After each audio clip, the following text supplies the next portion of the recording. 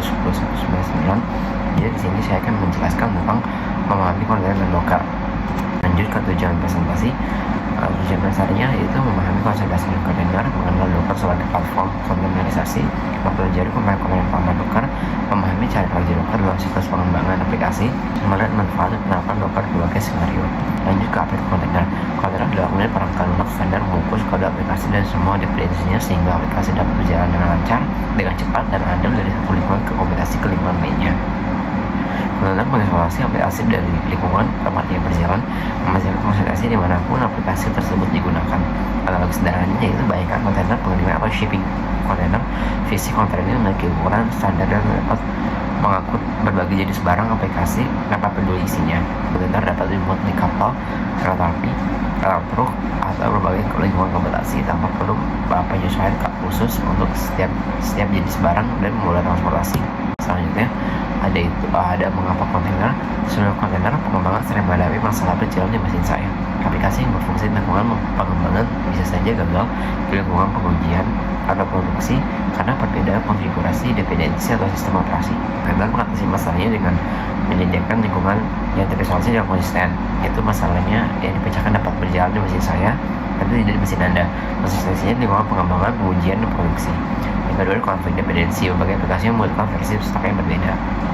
Selanjutnya, proses deployment yang rumit, menyediakan lingkungan untuk setiap aplikasi bisa memakan waktu. Selanjutnya ada kontainer versus mesin virtual.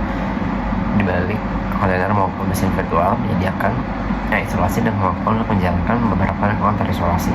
Ada satu hal fisik, namun mereka melakukannya dengan cara yang berbeda, yaitu mempengaruhi efisiensi dan fleksibilitas. Ambil adalah salah satu contoh dari mesin virtual yang mencakup seluruh sistem operasi tamu atau guest house di atas hypervisor. Setiap virtual mesin memiliki kernel operating sistemnya sendiri, lebih berat dan membutuhkan lebih banyak sumber daya CPU, RAM, disk, dan lain. Selanjutnya adalah kontainer. Berbagai kernel operating sistemnya adalah host, hanya membungkus aplikasi dependensinya lebih ringan dan efisiensi dalam penggunaan sumber daya. Selanjutnya, apa itu Docker? Docker adalah platform open source yang memungkinkan pengembang untuk membangun, mengirim, dan menjalankan aplikasi kontainer. Docker menyediakan seperangkat alat dan layanan yang menggunakan pengelolaan siklus hidup kontainer. Ini adalah teknologi yang memproduksi kontainerisasi. Peran Docker adalah platform itu menyediakan standar untuk kontainerisasi alat, yaitu menawarkan CLI atau Command Line Interface untuk penetrasi dengan kontainer. Suatu ekosistem membangun komunitas dan repository image atau Docker Hub. Serta ada orkestrasi menyediakan alat untuk mengelola banyak kontainer, yaitu atau Docker Compose atau Docker Swarm. Selanjutnya ada sejarah singkat Docker. Jadi Docker ini diperkenalkan pada tahun 2013 oleh Salomon Hayek dan timnya di .cloud. Awalnya Docker adalah proyek untuk membangun .cloud dalam menjalankan layanannya.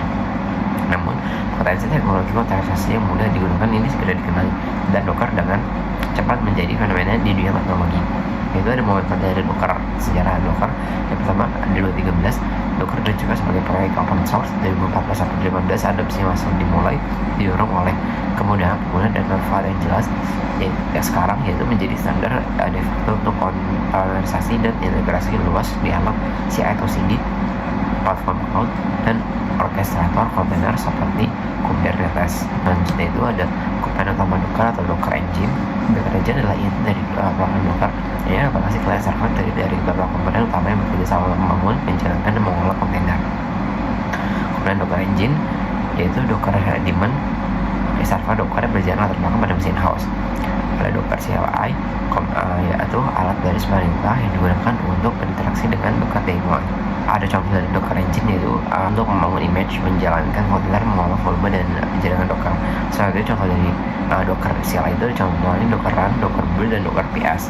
Juga ada REST-IPA, latar belakang pemrograman yang memungkinkan aplikasi lain seperti Docker CLI atau alat orkestrasi untuk berkomunikasi dengan Docker daemon.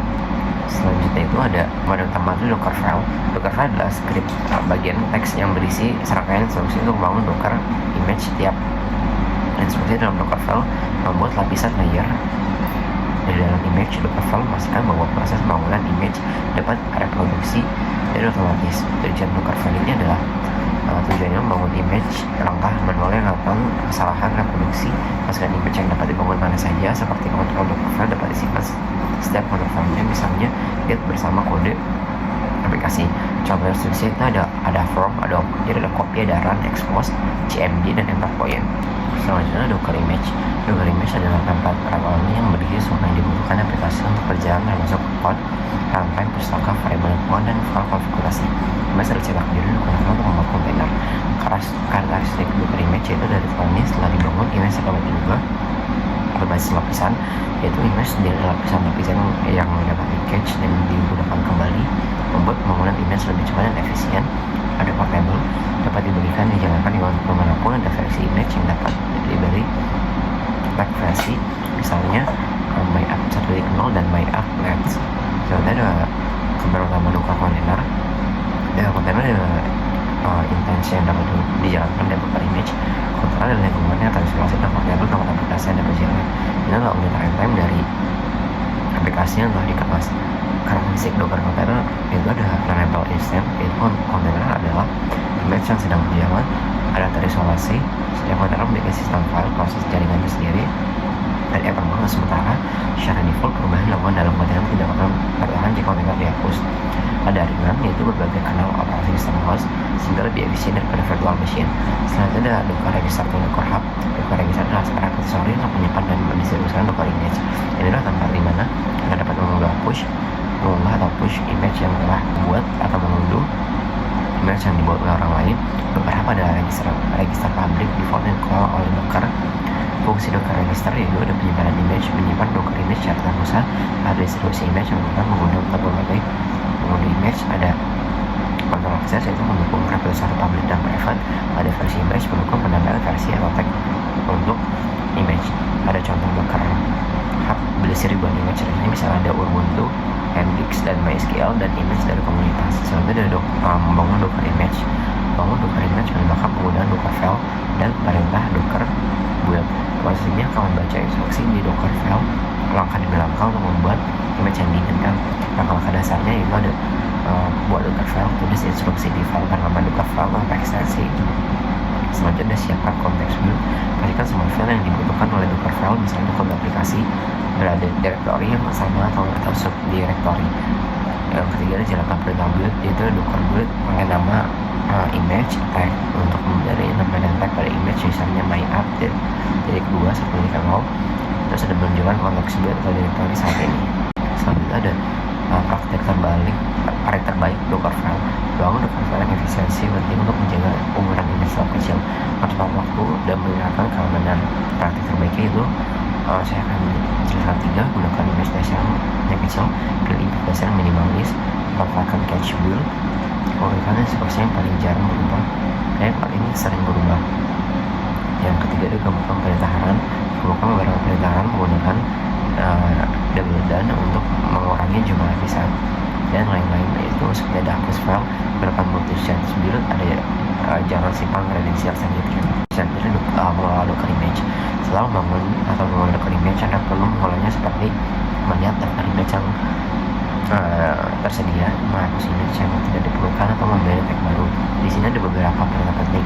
Yang pertama ada melihat daftar image.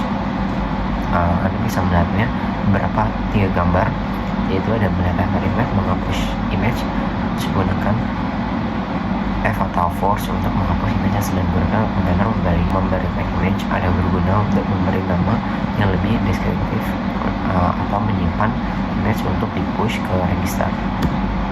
Yang ada menjalankan Docker container, yaitu menjalankan Docker container berarti membuat instansi yang dapat jalan Anda Docker image.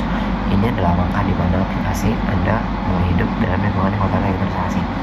Perintah dasarnya yang bisa lihat sendiri ada Dockeran, nama, garis bawah image atau dan kedua tag, lalu dalam kurung.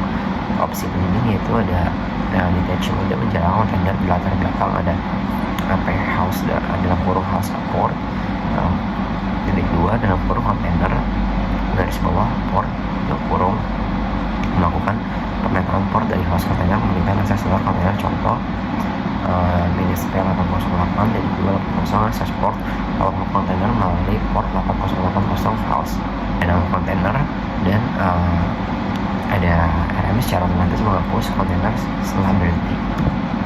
Selanjutnya ada interaksi dengan kontainer. Setelah kontainer berjalan, Anda mungkin perlu berinteraksi dengannya, misalnya melihat log menjalankan perintah dalamnya atau masuk ke share kontainer. Anda bisa mempost video ini untuk melihat beberapa perintah interaksi, yaitu ada melihat log kontainer, ada menjalankan perintah di dalam kontainer, ada melebihkan kontainer attach. Selanjutnya ada mulai docker containers. Mulai kontainer sedang berjalan atau yang sedang hal yang sudah berhenti adalah bagian penting dari alur kerja docker. Ini mencakup boleh menghentikan, restart dan menghapus kontainer.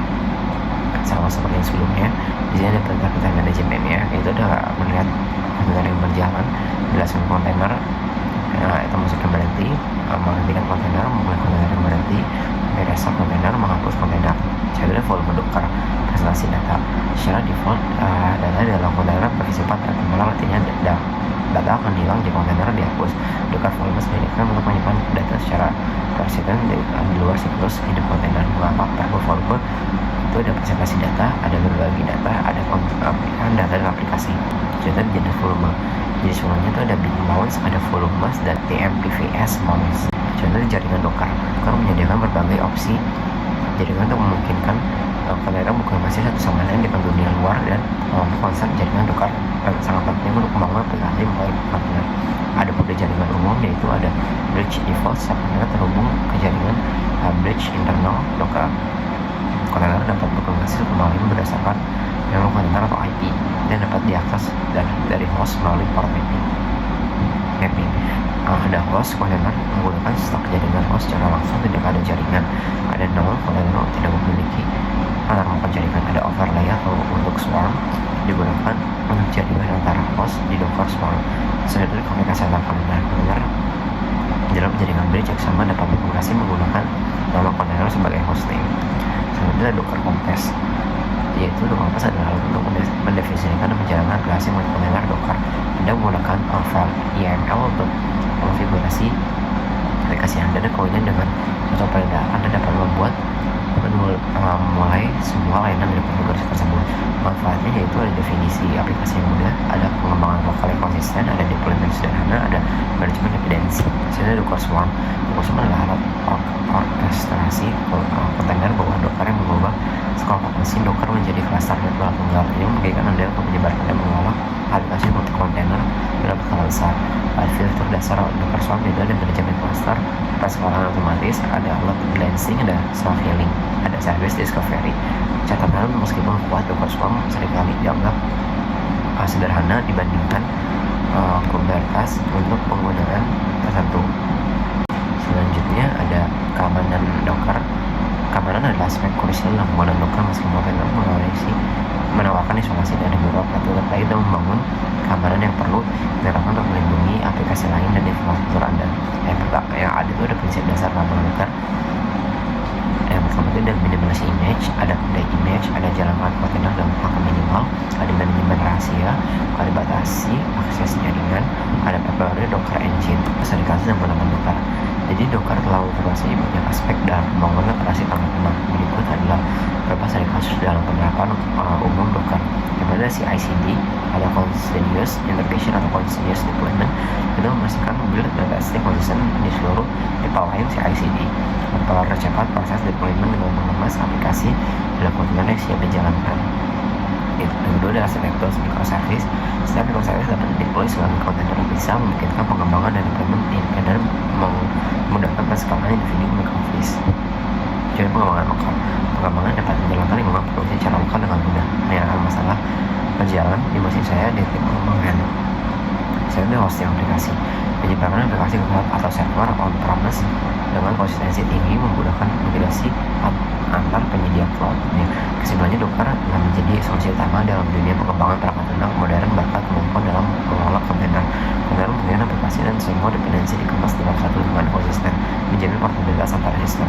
Docker mempermudah proses ini melakukan pembayaran yang seperti Docker file, image, dan kontainer. Dengan adanya volume dan jaringan, Docker memastikan data dan tetap presentasi dan koordinasi antara dan berjalan lancar. Docker Compass menjalankan pengembangan multi kontainer dalam suatu konfigurasi, sedangkan Docker Swarm memfasilitasi mengatasi pada skala yang lebih besar. Semua ini membuat bangun deployment menjadi lebih cepat dan efisien.